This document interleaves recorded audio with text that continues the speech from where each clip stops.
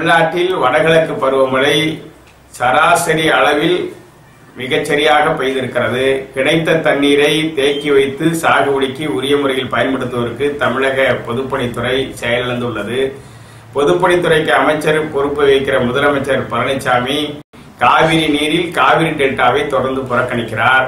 காவிரி டெல்டாவில் பருவமழையால் பாதிக்கப்பட்டு நேரடி விதைப்புகள் அழிந்து போன நிலையில் புதிதாக சாகுபடி செய்யப்பட்ட பயிர்கள் கிட்டத்தட்ட சுமார் 5 லட்சம் ஏக்கரில் தஞ்சை, திருவாரூர் மாவட்டங்களில் பாதுகாக்க முடியும் என்கிற நிலையில் இருக்கிற அந்த பயிர்களை பாதுகாப்பதற்கு உரிய தண்ணீரை மேட்டூரிலிருந்து திறந்துவிட எடப்பாடி பழனிசாமி தொடர்ந்து மறுத்து வருகிறார்.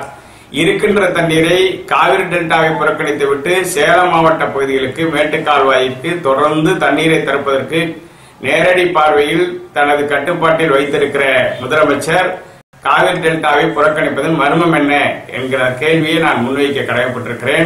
இது வன்மையாக கண்டிக்கத்தக்கது. பிப்ரவரி மாதம் இறுதி வரையிலும் காவிரி டெல்டாவில் இருக்கிற பயிர்களை பாதுகாப்பதற்கு தண்ணீர் வேண்டும்.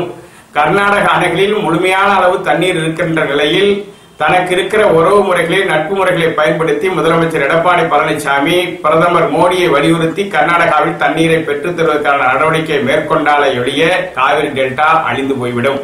எனவே காவிரி டெல்டாவை அழிவிலிருந்து இந்த ஆண்டு இருக்கின்ற பயிர்களை பாதுகாக்க வேண்டுமானால் கர்நாடகாவில் உரிய தண்ணீரை ஜூன், ஜூலை, ஆகஸ்ட் மாதத்திற்கு உரிய 63 டிஎம்சி தண்ணீரை பிரதமர் மோடி மூலமாக வலியுறுத்தி கர்நாடகாவில் பெறுவதற்கு போர்க்கால அடிப்படையில் தமிழக முதலமைச்சர் எடப்பாடி பழனிசாமி நடவடிக்கைகளை மேற்கொள்ள வேண்டும் என்று வலியுறுத்துகிறோம். உடனடியாக இருக்கின்ற தண்ணீரை 15,000 கனஅடி தண்ணீரை விடுவித்து காவிரி டெல்டா பாசன பகுதிகளை பாதுகாத்து, விளைநிலங்களை பாதுகாத்து, விவசாயிகளை பாதுகாக்க முன்வர வேண்டும் என்று வலியுறுத்துகிறோம்.